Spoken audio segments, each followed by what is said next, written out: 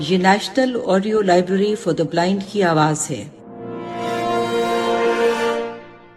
کتاب کا نام میرے خواب ریزہ ریزہ، مصنفہ ماہا ملک، آواز نایاب رشید۔ وہ زمین پر پڑے لاکٹ پر نظریں جمائی کتنی دیر سوچتی رہی۔ پہلے ہی زندگی کا کم بیزار کن ہے جو اس میں مزید الجھنیں در آئی ہیں۔ ذہن ہر لمحہ ہر لہجہ الجھا ہی رہتا ہے۔ اف یہ میر سکندر علی، ایک مسلسل خوف بن کر رہ گیا ہے یہ نام۔ آج کی ملاقات تم دونوں کے لیے بہت اہم ہو سکتی ہے۔ اسے رملہ کے الفاظ یاد آئے۔ وہ تم سے بے حد ضروری بات کرنا چاہتا ہے۔ وہ گھبراہٹ کے عالم میں کمرے میں چلی آئی۔ اسے بے حد خوف محسوس ہو رہا تھا۔ کچھ دیر قبل رملہ اس سے جس انداز میں بات کر کے گئی تھی، اس نے اسے عجیب سی کیفیت میں مبتلا کر دیا تھا۔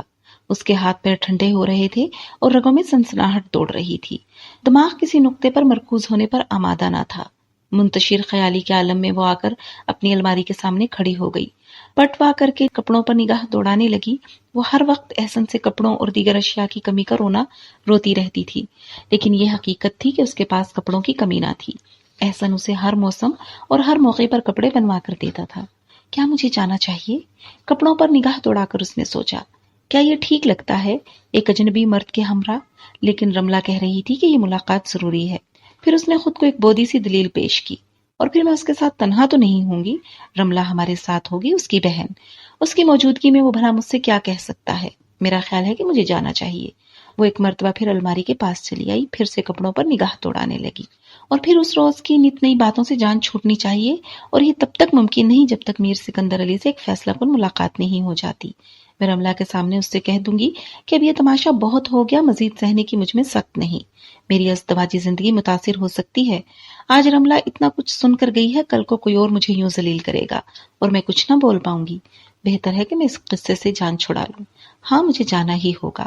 اس نے زرد رنگ کا وہی لباس نکالا جو احسن کو بہت پسند تھا۔ پھر نہ جانے کیوں اس کے دل کو عجیب سا احساس ہوا۔ اس نے وہ لباس واپس رکھ دیا۔ ہلکے سبز رنگ کا ایک اور لباس منتخب کر کے اس نے بستر پر ڈال دیا، پھر کمرے سے نکل آئی۔ اس کا پھینکا ہوا لاکٹ ابھی تک وہیں پڑا تھا۔ اس نے لاکٹ اٹھا لیا تھا۔ آج یہ بھی میر سکندر علی کو لوٹا دوں گی۔ اس کے بل بوتے پر وہ مجھے پیغامات بھیجتا رہتا ہے، خراج وصول کرنا چاہتا ہے۔ اس کی بہن کے سامنے اس کے منہ پر ماروں گی۔ وہ غم و غصے میں گھری سوچے چلی جا رہی تھی۔ اس نے گھڑی کی جانب دیکھا، 8 بجنے میں بہت دیر تھی۔ وہ مزید منصوبے بنانے لگی۔ ٹھیک 8 بجے بیل بجی تھی۔ آئینے میں اپنے عکس کو گھورتی ہوئی زینب چونک اٹھی۔ اس نے گھڑی کی جانب دیکھا جو پورے 8 بجا رہی تھی۔ اسے اپنے دل کی دھڑکنیں تیزی سے بڑھتی ہوئی محسوس ہوئی۔ نہ جانے وہ کیا کرنے جا رہی تھی، خود اسے پوری طرح علم نہ تھا۔ اس نے ایک مرتبہ پھر آئینے میں اپنے عکس کو دیکھا۔ ہلکے سبز رنگ کے لباس میں اس کا چہرہ دمک رہا تھا۔ ہر چند کی اس نے تیاری میں بہت سادگی اور احتیاط کو ملحوظ رکھا تھا، پھر بھی وہ بہت اچھی لگ رہی تھی۔ بہت دن بعد اس نے کہیں جانے کے لیے خود پر توجہ کی تھی، اور یہ توجہ اس کے وجود سے پوری طرح واضح ہو رہی تھی۔ سادہ مگر دیدہ زیب لباس، ہلکی سی میچنگ جیولری اور پرفیوم کی سحر انگیز خوشبو اس کے پورے سراپے کو نہایت قابل توجہ روپ بخش رہے تھے۔ وہ تیسری بیل ہونے سے قبل ہی کمرے سے نکل آئی۔ جمیلہ لاؤنج میں ٹی وی لگائی بیٹھی تھی۔ سنا جمیلہ، میں رملہ بی بی کے ساتھ جا رہی ہوں، تھوڑی دیر میں لوٹ آؤں گی، تم دروازہ اندر سے بند کر لو۔ اچھا جینو بی بی، وہ سادگی سے بولی۔ کھانا کھا لینا اور پڑھ کر سو جانا، میں چابی ساتھ لے جا رہی ہوں، خود ہی دروازہ کھول لوں گی۔ وہ باہر نکلتے نکلتے پھر بولی تھی۔ جی بی بی، اس نے محض اتنا ہی کہا تھا کہ پھر اس کے عقب میں دروازہ لاک کر لیا تھا۔ زینب اپنا چھوٹا سا پرس سنبھالتی گاڑی تک چلی آئی۔ رملہ بیل بجا کر پھر گاڑی سے ٹیک لگائی کھڑی تھی۔ اسے آتا دیکھ کر اس کے لبوں پر عجیب سی مسکراہٹ نمودار ہو گئی تھی۔ ہیلو، زینب کے قریب آنے پر اس نے لہک کر کہا تھا، تو تم تیار ہو؟ زینب خاصا جز بز ہوئی مگر کچھ کہہ نہ پائی۔ اچھی لگ رہی ہو بائی دا وے۔ اس نے زینب کے لیے اگلا دروازہ وا کر دیا۔ بیٹھو۔ تم آگے بیٹھ جاؤ۔ زینب قدرے بکھلائی۔ میر سکندر علی کے برابر بیٹھنے کا بھلا اس کے پاس کیا جواز تھا؟ کیا فرق پڑتا ہے یار، اس نے زور دے کر کہا، اور زینب کا بازو پکڑ کر اسے سیٹ سے نزدیک کر دیا۔ بیٹھ جاؤ، سکندر بہت شریف ہے۔ اپنی بات پر اس نے خود ہی ہلکا سا کہا لگایا۔ اس سے بیشتر کہ زینب کچھ کہتی، وہ پچھلا دروازہ کھول کر پیچھے بیٹھ گئی۔ زینب نے مزید تماشا لگانے کی بجائے آگے بیٹھ جانا ہی مناسب جانا۔ ہر چند کے اسے رملہ کی یہ حرکت نہایت ناگوار محسوس ہوئی تھی، لیکن فی الوقت بات بڑھانے سے کچھ حاصل نہ تھا، اور پھر وہ تو بات ختم کرنے کے ارادے سے ان دونوں کے ساتھ آئی تھی۔ گاڑی میں بیٹھتے ہی اسے میر سکندر علی کے وجود سے اٹھتی زبردست مہک کا احساس ہوا تھا۔ اس نے کوئی نہایت قیمتی اور نفیس پرفیوم استعمال کیا تھا۔ پوری گاڑی کی فضا خوشبو سے بوجھل تھی. خوش آمدید. زینب کے بیٹھتے ہی وہ چہکتی ہوئی آواز میں بولا تھا. اس گاڑی کی صحیح قیمت تو آج محسوس ہو رہی ہے ہمیں زینب خاتون، جب آپ نے اسے عزت بخشی. زینب خاموش رہی. میر سکندر علی کی اس قدر قربت اسے بری طرح سے محسوس ہو رہی تھی. اسے بہت برا محسوس ہو رہا تھا. رملہ پر رہ رہ کر غصہ آ رہا تھا. کیا بات ہے؟ وہ کچھ دیر کے بعد بولا. آپ اتنی خاموش ہیں کہ خفا لگتی ہیں، کچھ تو بولیں. کہنا تو بہت کچھ ہے، وہ قدرے جل کر بولی، لیکن آرام سے بیٹھ کر. ضرور، وہ بولا. ویسے میں آج تک اس خوش فہمی میں مبتلا رہا کہ میری گاڑی بہت اچھی اور آرام دہ ہے. اس نے ہلکا سا کہا لگایا تھا. رملہ بھی اس کی ہنسی میں شریک ہوئی، لیکن زینب مسکرا بھی نہ سکی. نہ جانے کیوں اسے میر سکندر علی کا انداز مذاق اڑاتا ہوا محسوس ہوا تھا. میرا یہ مطلب نہیں تھا، وہ دھیمی آواز میں بولی.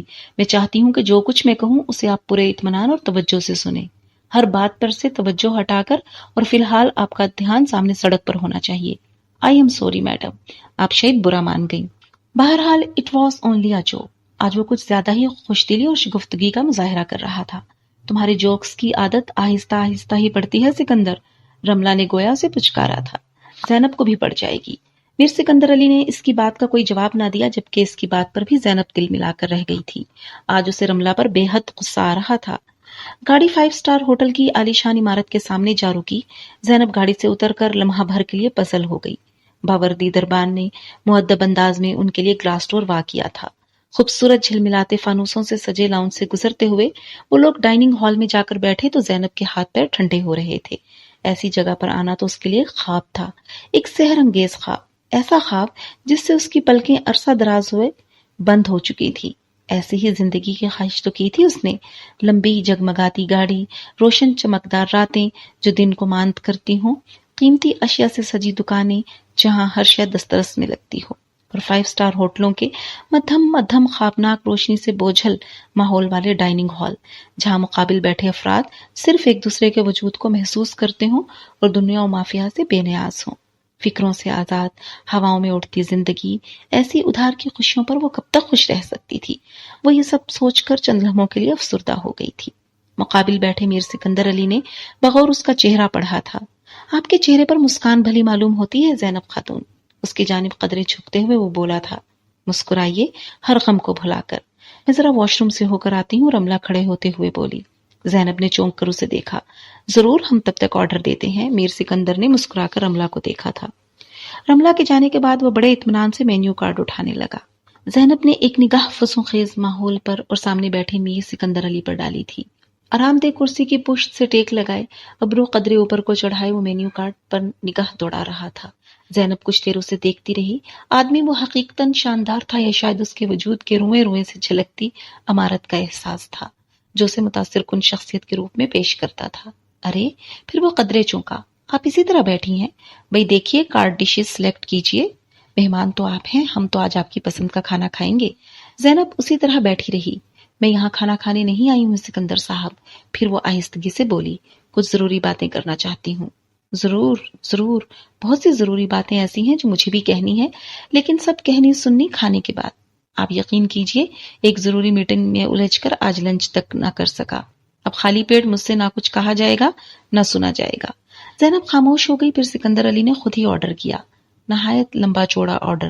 ویٹر کو اس نے کتنی ڈشز کے نمبر نوٹ کروائے تھے وہ اندازہ نہ کر سکی تھی. منہ کھولے حیرانی سے وہ سکندر علی کو دیکھتی رہی جو ویٹر کو یہ بتا رہا تھا کہ وہ کھانے کے بعد کون کون سی میٹھی ڈشز لینا پسند کرے گا. آپ اتنا کھاتے ہیں؟ ویٹر کے جانے کے بعد وہ حیرانی سے بولی. وہ مدھم سروں سے ہنسنے لگا. میں نے آپ سے کہا نا آج آپ ہماری مہمان ہیں. ہم مہمانوں کی تواضع ایسے ہی کیا کرتے ہیں. زینب سر جھکا کر کچھ سوچنے لگی. پھر اسے خیال آیا.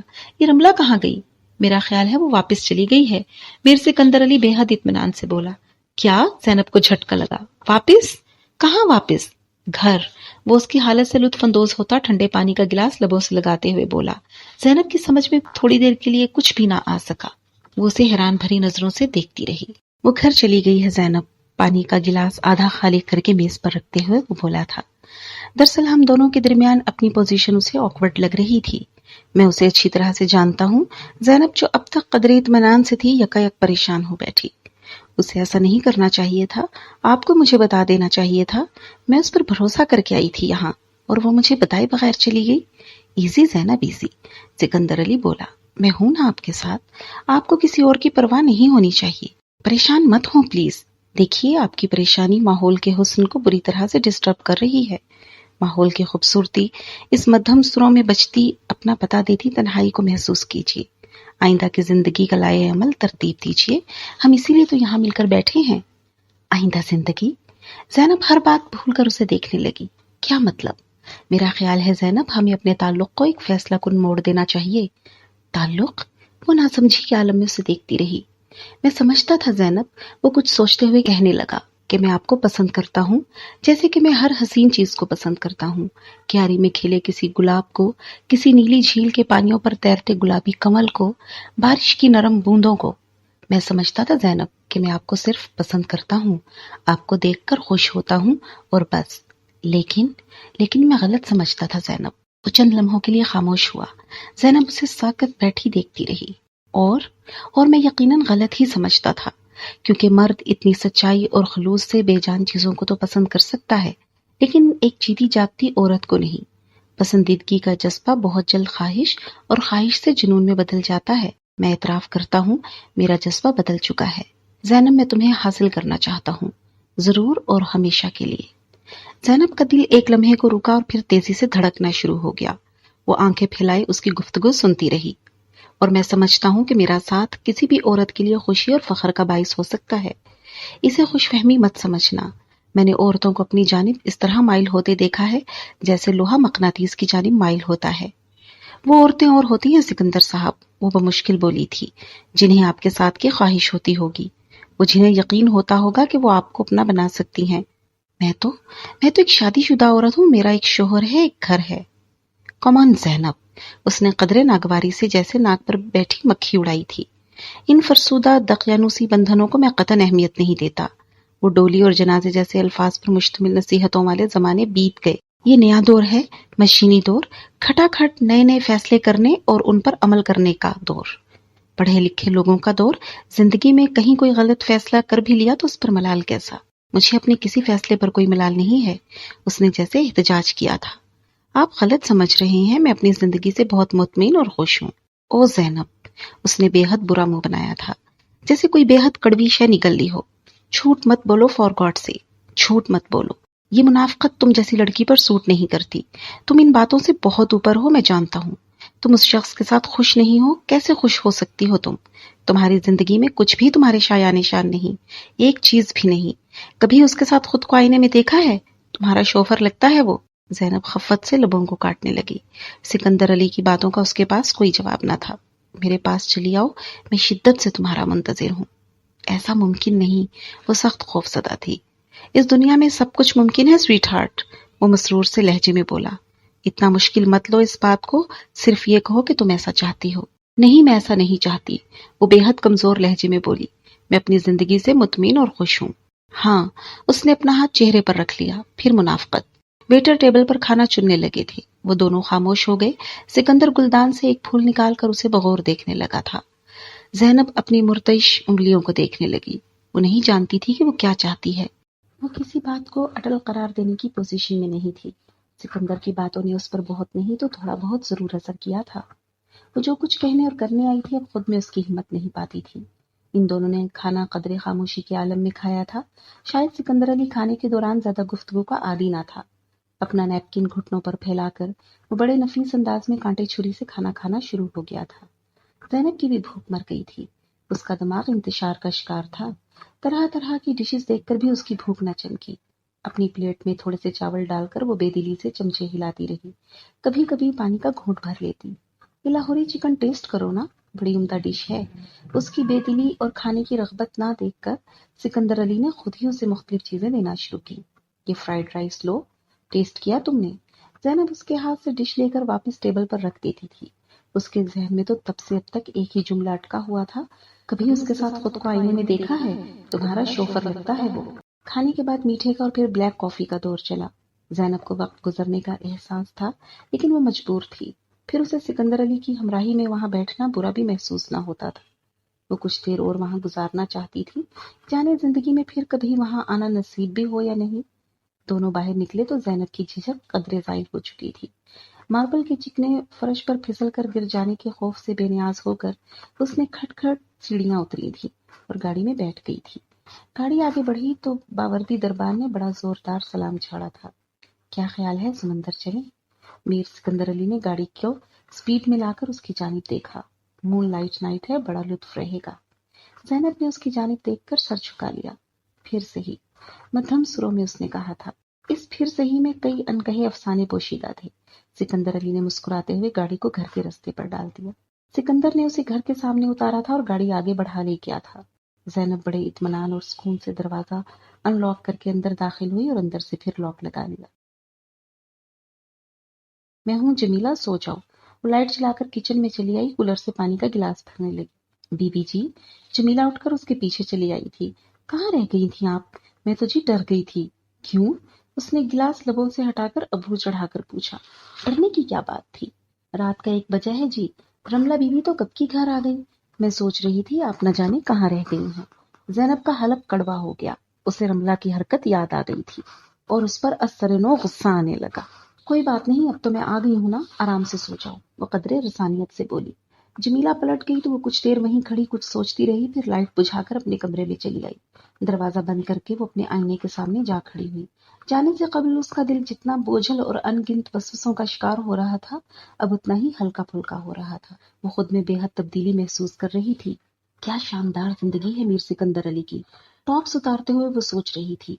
आदमी है कि किसी देश का राजा। कैसी आन बान है, कैसे ठाट बाट है। आह, यही सब कुछ तो चाहा था मैंने। ऐसे ही शहजादे का इंतजार करती थी। लेकिन अम्मा, हाय, उन्हें बहुत जल्दी थी। क्या था जो मैं चंद साल और कमारी रहती तो आज मेरे सारे सपने मेरे अपने तो होते, सितारे बनकर मेरे आंचल में भर जाते और मैं अपना तारों भरा आंचल आसमान पर फैला देती। एक दुनिया मुझे देखती, मेरे नसीब को सराहती। कम से कम मुझे ये तो ना कोई कहता कि वो शख्स मेरे साथ खड़ा मेरा शोहर लगता है। हाय, दिल को ठेस सी लगती थी। वो पैरों को सैंडलों की कैद से आजाद करके बिस्तर तक चली आई। बिस्तर पर कोहनी के बल दराज होकर संजीदगी से सोचने लगी। और वो कहता है कि जिंदगी में सब कुछ ही तो मुमकिन है। मैं कहती हूँ, जरूरी नहीं कि जो मुमकिन हो वो सहल भी हो। कभी कभी मुश्किल नामुमकिन का रूप होती है। और ये सब कुछ जो वो चाहता है अगर नामुमकिन नहीं तो भी बेहद मुश्किल है। बेहद मुश्किल। उसने आंखें बंद करके एक लम्हे के लिए इस मुश्किल को आसान बनाकर सोचा, नामुमकिन को मुमकिन बनाकर देखा, फिर दूसरे ही लम्हे आंखें खोल दी। उसे झरझरी सी आई थी। उसे बचपन में कभी सुनी हुई अपनी माँ की दुआ याद आ गई। वो भरी जवानी में बेवा हुई थी। ज़ैनब अक्सर उन्हें जाए नमाज पर बैठा देखती थी। वो दोनों हाथ उठाकर दुआ करती थी। ऐ अल्लाह, ऐ मेरे मालिक, तूने एक मर्द का मुंह दिखाया है, बस अब कब्र का मुंह दिखाइयो। ज़ैनब का हल्क खुश्क हो गया। उसे लगा बिस्तर पर कांटे उगाए हों। वो घबराकर बैठ गई थी। दूसरे दिन सुबह ही रमला चली आई थी। जमीला किचन में मसरूफ थी जब दरवाजा बजा। ज़ैनब सोकर उठी ही थी। बिखरे हुए बालों को दोनों हाथों से समेटती हुई वो दरवाजे तक चली आई। ओह, तुम हो। दरवाजे पर खड़ी रमला को देखकर उसका अंदाज कदरे रूखा हो गया। आ जाओ। वो हटकर उसको रास्ता देने लगी। रमला का अंदाज भी उखड़ा उखड़ा सा था। वो चंद कदम ही अंदर आई। अभी उठी हो? रात खासी देर हो गई होगी। ज़ैनब ने पलटकर उसे खश्मगी निगाहों से घूरा तो उसने कंधे उचका दिए। एनीवे, मैं कहने आई थी कि तुम्हारे हस्बैंड का फोन आया है लाहौर से। एहसन का फोन? ज़ैनब चौंक उठी। क्या कह रहे थे? कोई मैसेज? मैसेज यही है कि वो आधे घंटे बाद फोन करेंगे, आकर सुन लेना। अच्छा, ज़ैनब सोचते हुए बोली। खैर, आधे घंटे बाद ही करेंगे ना। आओ, तुम तो बैठो, चाय पी लो। नहीं, मैं चलूंगी अब। अम्मा घर पर नहीं है इसलिए मुझे आना पड़ा। दरवाजा भी लॉक नहीं किया है मैंने। तुम आओगी तो चाय वहीं पी लेंगे। वो जाने के लिए मुड़ गई। बज़ाहिर दोनों ही कदरे रवादारी और मुरव्वत का मुजाहिरा कर रही थी, लेकिन लहजे दोनों के बेतासुर हो रहे थे। दोनों एक दूसरे से सख्त नाला नजर आती थीं। रमला चली गई तो ज़ैनब किचन में आकर जमीला को खाने के मुतालिक हिदायत देने लगी। उसका जहन उलझा हुआ था। वो तो दिल में बहुत दिन तक रमला के घर न जाने का इरादा बांधे हुए थी। वो उसे कतई तौर पर बातचीत बंद कर लेना चाहती थी, लेकिन यहाँ तो उल्टा उसे अपना ही काम आन पड़ा था। फिर उसे एहसन के फोन का सुनकर भी अजीब सी बेचैनी लाहक हो गई थी। न जाने उसने फोन क्यों किया था। पहले तो उसने कभी इस तरह का पैगाम नहीं छोड़ा था। बस खैर खैरियत की इत्तला कहलवा देता था। उसे वहां से ऐसी कौन सी जरूरी बात याद आ गई थी। दिल का चोर खामखाही ज़ैनब को परेशान करने लगा था। आधा घंटा उसने बमुश्किल काटा था। बाल संवारकर हल्की सी लिपस्टिक लगाकर वो कुछ देर पहले ही रमला की तरफ चली आई थी। अभी तो 10 मिनट बाकी हैं। रमला उसे देखकर मुस्कुरा दी थी। بڑی جلدی ہے شوہر نامدار کا فون سننے کی۔ اس کا لہجہ بظاہر شرارتی تھا، لیکن زینب جانتی تھی کہ وہ طنز کر رہی ہے۔ تم مجھے چائے کی آفر کر کے آئی تھی؟ وہ سادہ لہجے میں بولی۔ میں نے سوچا شاید تم چائے بنا کر میرا انتظار کر رہی ہوں گی۔ ہاں ضرور، تم بیٹھو، میں چائے بناتی ہوں۔ اماں کو تو میں نے چند ضروری اشیاء لینے کے لیے مارکیٹ بھیجا ہوا ہے، تب تک فون بھی آ جائے گا۔ وہ ہمیشہ زینب کو اپنے ساتھ کچن میں ہی لے جایا کرتی تھی، لیکن آج وہ اسے وہیں ڈرائنگ روم میں بٹھا کر چلی گئی۔ زینب صوفے کی پشت سے سر ٹکا کر اس کے رویے کے متعلق سوچنے لگی۔ ٹیلی فون کی بیل نے اسے خیالات سے چونکا دیا تھا۔ وہ فوراً ہی اٹھ کر فون تک پہنچی تھی۔ ہیلو ہیلو زینو، کیسی ہو؟ دوسری جانب سے احسن نے اس کی آواز پہچان کر کہا تھا۔ جی میں ٹھیک ہوں، آپ کیسے ہیں؟ وہ آہستگی سے بولی۔ بس جناب، چلا رہے ہیں کام، وہ قدرے بشاشت سے بولا۔ مزدور لوگ ہیں، ہر حال میں خوش۔ کیسے فون کیا؟ خیریت ہے نا؟ ہاں خیریت ہی ہے، دراصل کام کچھ طویل ہو گیا ہے، لگتا ہے چند دن مزید لیٹ ہو جاؤں گا۔ تمہاری جانب سے فکر ہو رہی ہے، اکیلے کیسے گزارا کرو گی؟ اس کے لہجے میں تشویش در آئی تھی۔ او احسن، اسے شدید قسم کی کوفت نے آن گھیرا۔ کچھ تو میرا خیال کیجئے، کس قدر بوریت ہے اور آپ مزید دیر سے آنے کی نوید سنا رہے ہیں۔ میرا تو کوئی میکا بھی نہیں جو اس قسم کی صورتحال میں وہاں چلی جاؤں۔ یار تم سے کہا تو تھا چلو میرے ساتھ، لیکن جو یہ ضد ہے نا تمہارے اندر، یہ سارا کام خراب کر دیتی ہے۔ اب دیکھو میں یہاں بور ہو رہا ہوں اور تم وہاں، ساتھ مل کر بور ہونے میں جو مزہ ہے وہ علیحدہ علیحدہ کہاں۔ زینب ہولے سے ہنستی۔ خیر یہ کہو کسی طرح کی کوئی پریشانی تو نہیں ہے نا؟ نہیں نہیں، سب ٹھیک ہے، آپ فکر مند نہ ہو۔ کیا لاؤں تمہارے لیے؟ جو آپ کا جی چاہے۔ اچھا پھر میں دہی بھلے اور سیری پائے لے آتا ہوں گا، پھر شکایت مت کرنا۔ اچھا، وہ ہنستی۔ خدا حافظ۔ خدا حافظ، بہت سا پیار۔ لائن منقطع ہو گئی تھی۔ وہ فون رکھ کر پلٹی تو چونک اٹھی۔ رملہ چائے کے برتن میز پر رکھے صوفے پر بیٹھی تھی۔ نہ جانے وہ کب چلی آئی تھی۔ اس کے وال ٹو وال بچھے دبیز قالین کسی کی آمد کا پتہ نہ چلنے دیتے تھے۔ ہو گئی بات؟ وہ ناخن دیکھتے ہوئے پوچھنے لگی۔ ہاں ہو گئی۔ وہ گہرا سانس بھر کر بیٹھ گئی۔ کوئی خاص بات؟ نہیں، خاص بات کیا ہونی ہے، کہہ رہے تھے کچھ دن اور لگ سکتے ہیں، فکر مند نہ ہوں۔ فکر مند؟ رملہ نے ہلکا سا کہا لگایا۔ تم نے بتایا نہیں کہ تم بالکل فکر مند نہیں ہو، بلکہ بہت خوش ہو۔ ہاں ٹھیک ہی ہے، سکندر علی چیز ہی ایسی ہے، بندہ خود کو ہواؤں میں اڑتا محسوس کرتا ہے۔ رملہ، زینب تنبیہی آواز میں بولی، یہ مت سمجھو کہ میں تمہاری الٹی سیدھی ہر بات کو خاموشی سے سہ لوں گی۔ آخر تم کیا سوچ کر یہ سب کچھ بول رہی ہو جس کا مطلب شاید تمہیں خود بھی نہیں پتا۔ نہیں زینب، رملہ بے حد سنجیدہ ہو گئی، میں جو کچھ بھی کہہ رہی ہوں اس کا مطلب میں اچھی طرح سے جانتی ہوں، لیکن میں کیا غلط کہتی ہوں؟ کب تک تم چہرے پر جھوٹی پارسائی کا یہ نقاب ڈالے رکھو گی؟ کیا یہ جھوٹ ہے کہ تم اور سکندر میری نظروں میں دھول جھونک کر میرے گھر میں ہی محبت کی پینگیں بڑھاتے رہے ہو؟ جھوٹ، سراسر الزام۔ زینب چیخ اٹھی۔ کیا یہ بھی جھوٹ ہے کہ وہ ہر موقع پر تمہیں کارڈز، پھول اور نہ جانے کیا کیا کچھ دیتا رہا اور تم اس کے تحائف خوش دلی سے وصولتی رہیں؟ میں نے ہمیشہ تمہیں آگاہ کیا تھا رملہ، اس کی بھیجی ہوئی ہر چیز دکھائی تھی، وہ احتجاجاً بولی۔ ہاں، وہ زہر خند لہجے میں بولی، تو میں اس لاکٹ کے جسے تم نے اپنے شوہر کا دیا ہوا گفٹ قرار دیا تھا۔ میری آنکھوں میں آنکھیں ڈال کر جانتی ہو زینب بیگم، کسی مرد کی تحفتاً دی ہوئی چیز کو عورت قبول کرے اور اسے پہن کر گھومے تو اس کا کیا مطلب ہے؟ اس پر زینب کچھ بھی نہیں بولی، اس کی نظریں چھپ گئی تھیں۔ میرے ذہن میں کوئی غلط خیال نہ تھا رملہ، پھر بالآخر وہ کمزور لہجے میں بولی تھی، میرا یقین کرو۔ ہاں بہت خوب، رملہ طنز سے مسکرائی۔ بہت صاف دل ہے نا تمہارا، ویسا ہی صاف ستھرا ذہن بھی تو۔ پھر تم نے اپنے شوہر سے کوئی بات نہ چھپائی ہوگی، اسے بھی سکندر کے تحائف کے متعلق بڑی صفائی سے بتایا ہوگا اور اس نے خوش دلی سے تمہیں اجازت بھی دی ہوگی یہ تحفے برتنے کی، ہے نا؟ زینب غصے سے کھڑی ہو گئی، اس کا پور پور کانپ رہا تھا۔ رملہ کے الفاظ برچیاں بن کر اس کے اندر گڑ رہے تھے۔ رملہ تم اچھی طرح سے جانتی ہو تمہارا بھائی ہی میرے پیچھے پڑا ہوا تھا، تب تمہیں میری باتوں کا یقین نہیں آتا تھا، اسے بہت پاک باز اور دیوتا جانتی تھی تم۔ پھر وقت نے تمہیں دکھایا کہ میں سچ کہتی تھی، اور آج بھی میں تم سے کہتی ہوں کہ مجھے تمہارے بھائی سے یا تم سے کچھ لینا دینا نہیں ہے۔ میں کل تمہارے ساتھ محض اس لیے جانے پر رضامند ہوئی تھی کہ تمہاری موجودگی میں اسے سمجھا سکوں اور اس کا وہ لاکٹ واپس کر دوں، لیکن تمہارا رویہ تو کسی، وہ لب بھینچ کر اس گالی کو روک پائی جو اس کے لبوں سے نکلنے والی تھی، لیکن پھر بھی رملہ اس کا مطلب سمجھ گئی تھی۔ اس کی رنگت سیاہ پڑ گئی۔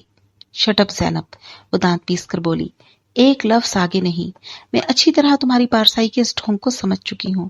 اندر کچھ باہر کچھ. سکندر علی کی وجہ سے تم اپنے شوہر کے ساتھ نہیں گئی تاکہ اس کی غیر موجودگی میں یہاں خوب دوستانہ بڑھا سکو. اسے فون پر سب ٹھیک ہے سب اچھا ہے کا راگ سناتی ہو اور آدھی آدھی رات تک غیر مرد کے ساتھ باہر گھومتی پھرتی ہو. یہی تمہاری وہ پارسائی ہے جس کا یقین دلا رہی ہو مجھے. اگر تم جانے سے انکار کرتی تو کوئی طاقت نہیں تھی زینب جو تمہارا ہاتھ کھینچ کر تمہیں اس گاڑی میں بٹھا سکتی. لیکن تمہارے تو اپنے دل میں چور ہے، تم کیا انکار کرو گی؟ زینب کا جی چاہا کہ وہ چائے کی گرم کیتلی اٹھا کر رملہ کے اوپر انڈیل دے. اپنے جذبات پر قابو پانا اس کے لیے دشوار ہو گیا تھا. لعنت ہو تم پر لعنت. کپ کپاتی ہوئی آواز میں وہ بس اتنا ہی بول پائی، پھر تیزی سے چلتی ہوئی اس کے گھر سے نکل آئی. گھر تک آتے آتے جتنی گالیاں اسے یاد تھیں وہ سب کی سب اس نے رملہ کو دے ڈالی تھیں. اس کا بس نہیں چل رہا تھا کہ وہ اس عورت کا خون کر ڈالتی. Be B G. جمیلہ اس کے چہرے پر نگاہ ڈال کر پریشان ہو اٹھی. خیر ہے آپ کو کیا ہوا ہے؟ جمیلہ ٹھنڈے پانی کا جگ بھر لاؤ. وہ اپنے کمرے میں گھس گئی. پنکھا فل سپیڈ پر چلا کر وہ گرنے والے انداز میں بیڈ پر بیٹھی تھی. سامنے آئینے میں اسے اپنا چہرہ لال انگارے کی مانند دکھائی دے رہا تھا. جمیلہ پانی لائی تو وہ ایک سانس میں آدھا جگ خالی کر گئی. گھر بلا کر میری بےزتی کی ہے تم نے رملہ بیگم، یہ حساب یاد رکھنا تم. وہ تیش کے عالم میں سوچ رہی تھی. اگلے روز نہایت غیر متوقع طور پر سکندر علی آیا تھا. جمیلہ نے جب زینب کو اس کی آمد کے بارے میں بتایا تو وہ چند لمحوں کے لیے گمسم رہ گئی. وہ ڈرائنگ روم میں بٹھا دوں جی انہیں؟ وہ اسے خاموش دیکھ کر سوچنے لگی. ہاں اس نے سانس بھری تھی. بٹھاؤ میں آتی ہوں. ایک نگاہ اپنے کپڑوں پر ڈال کر وہ اٹھ کھڑی ہوئی تھی. بال بنا کر وہ کمرے سے نکلی اور جمیلہ کو چائے کا کہتی ہوئی ڈرائنگ روم میں چلی آئی. ہیلو زینب. وہ اسے دیکھ کر کھڑا ہو گیا اور پھر بھرپور انداز میں مسکرایا. تشریف رکھیے. وہ بے حد سنجیدہ تھی. ضرور. میرا آنا مائنڈ تو نہیں کیا تم نے؟ وہ بیٹھتے ہوئے بولا. زینب گہری سانس بھر کر رہ گئی. آپ کو اس طرح یہاں نہیں آنا چاہیے، وہ دبے دبے انداز میں بولی تھی. میرے لیے پرابلمز ہو سکتی ہیں. ہاں جانتا ہوں. وہ کچھ سوچنے لگا. سگار پی سکتا ہوں اگر تم مائنڈ نہ کرو تو. زینب کی جانب سے کسی جواب کا انتظار کیے بنا وہ سگار نکال کر سلگانے لگا تھا. اس کی آنکھوں میں کسی گہری سوچ کی پرچھائیں تھی. زینب کو نہ جانے کیوں وہ آج کافی پختہ عمر کا لگا. شاید اس کی سنجیدگی کی وجہ سے وہ چپ چاپ اسے دیکھتی رہ گئی. میں دراصل رملہ کی جانب گیا تھا. پھر وہ بولا. مجھے علم ہوا ہے کہ تم دونوں کے مابین کچھ کھٹ پٹ ہو گئی ہے. آپ کی بہن نہایت بدتمیز اور بد اخلاق ہے. زینب سلگ اٹھی تھی. اسے علم نہیں کہ کس سے کس طرح سے بات کرنی چاہیے اور کون سی بات کرنی چاہیے اور کون سی نہیں. جو اس کے منہ میں آتا ہے وہ کہتی چلی جاتی ہے. آپ کے حوالے سے مجھ پر جھوٹے الزامات عائد کرتے ہوئے اسے شرم آنی چاہیے تھی. بہرحال مجھے بہت افسوس ہوا ہے اور رہے گا. اوہ زینب پلیز. وہ پریشان نظر آیا. اس کی جانب سے میں تم سے معذرت خواہ ہوں. رملہ بہت احمق لڑکی ہے. وہ بدتمیز اور بد اخلاق ہے. زینب نے زور دیا. دراصل وہ اس ساری صورتحال سے ڈپریسڈ ہو گئی ہے. وہ شاید اس کی سائڈ لے رہا تھا. کیسی صورتحال؟ زینب برہم تھی. ہر طرح کی صورتحال کے ذمہ دار تو آپ اور آپ کی بہن ہیں. میرا بیچ میں کہیں کوئی قصور نہیں نکلتا. Relax relax. وہ ہاتھ اٹھا کر اسے دھیما ہونے کے لیے کہنے لگا. زینب کو احساس ہوا کہ وہ جوشی جذبات میں آ کر آواز بلند کر رہی تھی. وہ قدرے شرمندہ ہو کر خاموش ہوئی. اسی دوران جمیلہ چائے کی ٹرے لیے اندر داخل ہوئی تھی. دونوں نے ہی اس کی موجودگی میں گفتگو سے اعتراض کیا. جمیلہ چائے بنا کر چلی گئی تو زینب اپنے کپ میں چمچہ ہلاتے ہوئے کچھ سوچنے لگی.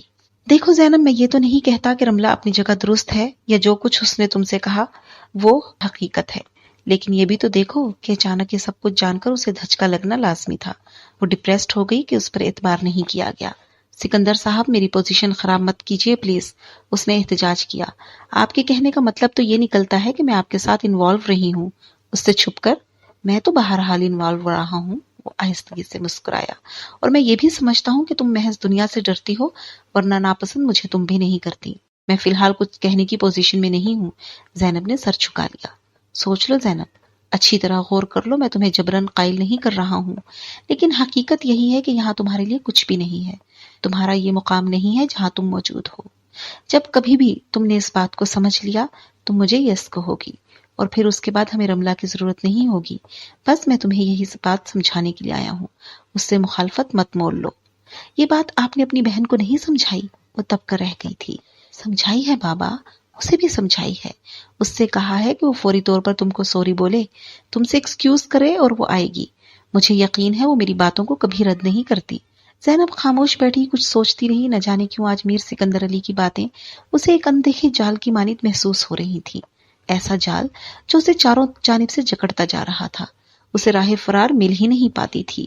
کیوں کیوں یہ مجھے باور کرانا چاہتا ہے کہ میں بھی یہ سب کچھ چاہتی ہوں؟ وہ پریشانی سے سوچ رہی تھی، کیا اسے کالا جادو آتا ہے؟ کیا یہ ہپناٹائز کرنا جانتا ہے؟ میں کچھ نہیں سمجھ پاتی کہ میری اپنی مرضی کیا ہے، میں در حقیقت کیا چاہتی ہوں، میں اس کے کہے پر کیوں چل پڑتی ہوں؟ پریشان مت ہو زین، وہی ہوگا جو تم چاہو گی۔ وہ بولا تو زینب چونک اٹھی تھی۔ جی میں چلتا ہوں۔ وہ کھڑا ہو گیا۔ رملہ جلد آئے گی، پلیز تم اسے معاف کر دینا، وہ احمق ہے اور جذباتی، میں اسے مزید سمجھا دوں گا۔ وہ باہر نکل گیا۔ زینب کو ڈر لگنے لگا، وہ بری طرح سے خوفزدہ ہو گئی تھی۔ اسے ایک انجانا جال اپنے ارد گرد سمٹتا محسوس ہونے لگا۔ آج اسے میر سکندر علی کے خیال سے ہی خوف آ رہا تھا۔